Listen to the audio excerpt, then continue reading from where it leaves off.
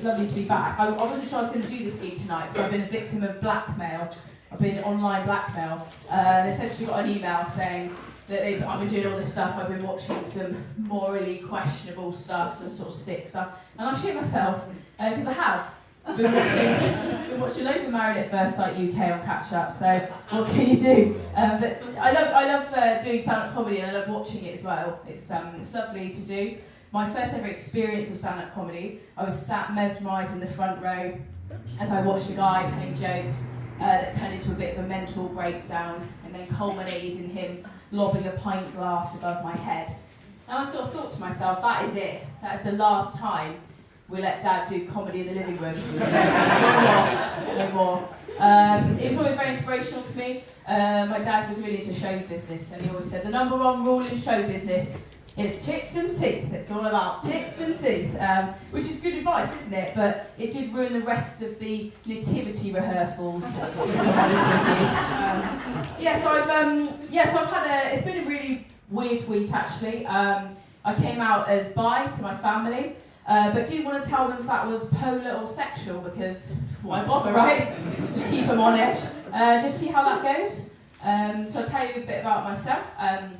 I'm a lady in the Royal Navy, making up about 11% of our population. So I know this is more of an army county, but I live on a naval base, and so the Navy are responsible for all of my medical, and they couldn't work out. So I've got something wrong with me basically, and they couldn't work out what it was. So they're throwing everything at it, and they've got a great sense of humour. So the last thing I was prescribed was worming tablets, and I should have been more suspicious walking into Pets at Home, to be honest. The problem is, I like to do my bit to recycle, and I put the packaging in with the rest of the naval sort of recycling. And what I forgot is on the packet is your name and your medication. So that's not gone too well. Gone down too well. So I've got 3,000 people lobbying to have me put into day kennels. It's not ideal, really. I also got told this week that my spirit animal was a sloth. Yeah.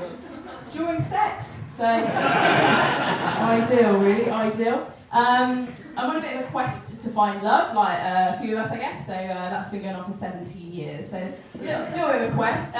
Dating apps, I'm not going to bother with. If I want to find hundreds of desperate sailors, I go to work. I don't need to log on for that. Speed dating, I went twice. No one told me that a symptom, a sort of an after effect of speed dating is going on antidepressants. So very much, it's a different morning after pill though, isn't it? It really is. It's a really different morning after pill. So luckily, what's happened is, so I've got a sister who's had 3 children, so she really took a bullet for me there, which is great. So I'm totally off the hook now.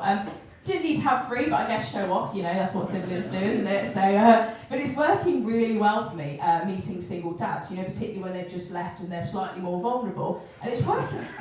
You want to think outside the box, hear me out, right? So I go out with the kids, and it's a really easy way to meet other people with children, okay? They're not even my kids. But what I do is I sort of, I was on the beach, and what I do is I send them off in 3 different directions, pretend to be lost. And essentially, whoever comes back with the best looking single dad basically wins and gets the ice cream. No, but it works. You would not believe how well this is working. And I've got a rota system as well. So Monday I've got one at Clownabout, Tuesday we're going bowling, Wednesday Churchill Gardens. I'm really happy to think outside the box. I was asked if that's a little bit risky, sending kids off to pretend to be lost to meet strange men. No, I'm in mid-30s now, okay? We haven't got time. I don't have time to see those red flags, so we're just going with it, unfortunately. But what I actually do like is I've got a bit of a type, which is clearly not working. So I like older men, and they tend to be retired sort of naval folk, okay? And it's not working too well. So how do you know that someone is genuinely an older man? Okay, because everyone's looking older now, aren't they, people? Everyone's looking younger, sorry. Christ, that's not a... alienate the room with a fuck up on a joke. I'm really sorry for everyone. I didn't even mean to look this way. It's a complete accident. I'm so sorry. This is why I don't have a beer before I go on. I do apologize. It's the nerves. I didn't expect so many of you, but thanks for coming. I'll look this way if that's okay. Sorry. You'll have to take over. I've forgotten got the joke. Older men. Don't know why I'm looking at you. You must be young. How old are you? I'm 22. Wow, 22. Christ. So you're bringing down the average age though, in fairness, in Salisbury. So maybe I'm hanging out in the wrong places though, because I always go to the cathedral. And there's no 22-year-olds there. Because the joke is because I like older men, not because I'm really into the history of it. But I'm really like. So what I do, you can use this if you're into older men, right?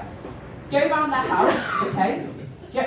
Hi, you're right. This is dangerous. So I'm into guys of an age. So it's irrelevant the age.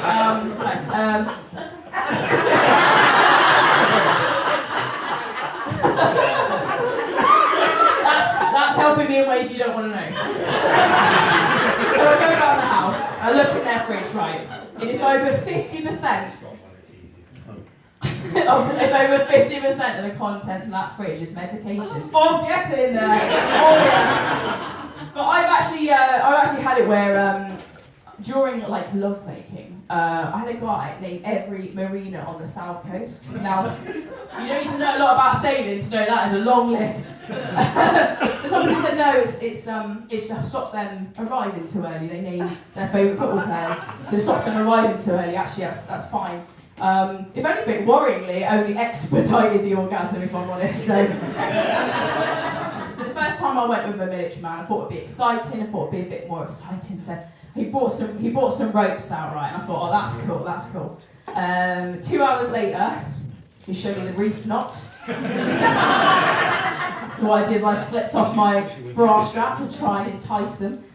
Just saw that's an opportunity to show me the clove hitch, worryingly again. But yeah, has anybody fans of park running? Does anyone like park run? Yes. Is that the run director for Salisbury? Oh shit. Well, who said that?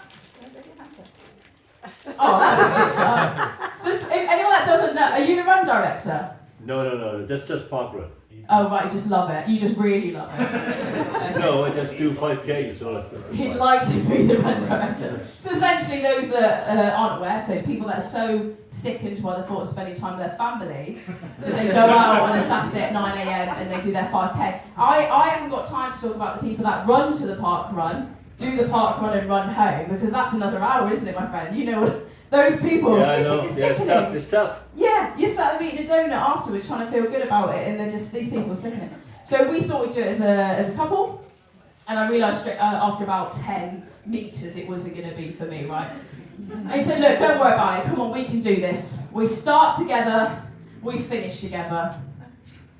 Yeah, that didn't count last night in bed though, did it, darling? No, but I want to get married. I'd love to get married, but it is the commitment of it all. It's a massive commitment, isn't it? And it made me feel quite nervous because it's a life-changing thing, and made me feel a little bit anxious as well. And I felt, like palms are sweating a little bit, and I felt very anxious, and I started feeling like I couldn't speak, and then felt like a bit of a vice-like grip of closing around my neck. And looking back, that wasn't the speech to give at my engagement party. Like I can see that now. But we have tried to spice things up, getting into a throuple. So as a couple, adding somebody else in as a throuple, which is very exciting. And he met a lady to bring in. It was all very exciting, very flirty. And she asked him what his limits were in the bedroom.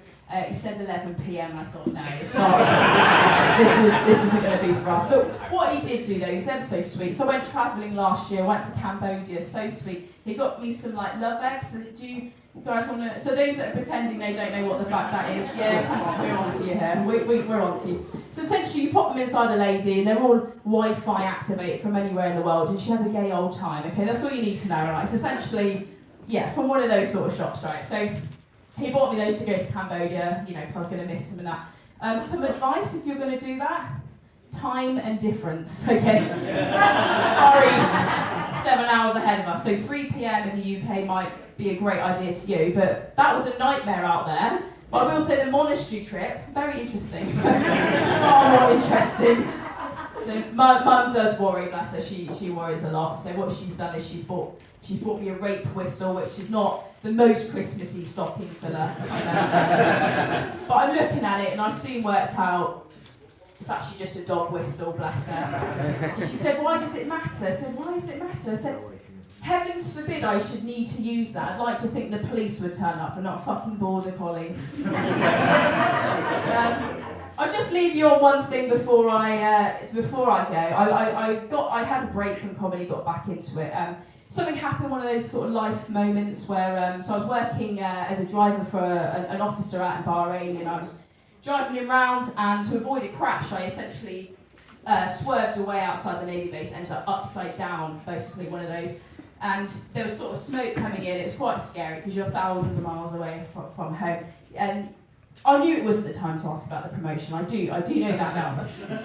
But I looked across at him, and he did look so great, sort of drifting in and out of consciousness. And then out of the corner of my eye, I saw a load of warrant officers running towards, which is like, they're like the creme de la creme of the naval folk. And they all looked in the car trying to work out how to save us. And I thought, we're going to be all right, sir, we're going to be all right.